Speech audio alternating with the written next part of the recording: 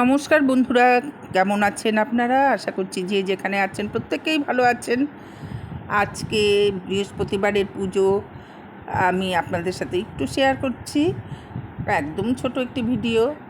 আর অম্বাবীচির পর এই ফার্স্ট আজকে আমি পুজো দিচ্ছি। সমস্ত কিছু ধুয়ে টুয়ে পাতা হয়ে গেছে। তা দেখুন কেমন লাগলো পুজো দেওয়াটা, অবশ্যই কিন্তু কমেন্ট করে জানাবেন। আর যদি ভালো লেগে থাকে একটা লাইক দিয়ে দেবেন।